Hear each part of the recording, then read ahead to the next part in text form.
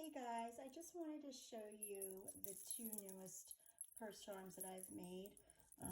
I'm a little under the weather, so I had to stay home from work for a few days and done with most of my housework, so I figured I'll do some jewelry making and chunky charm making. So this one's very boho. I love this. I use a lot of gunmetal, antique,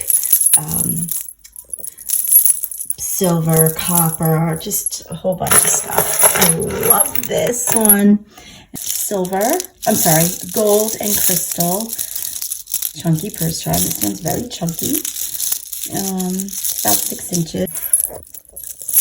I am just so loving this. I love this one. I absolutely love this one.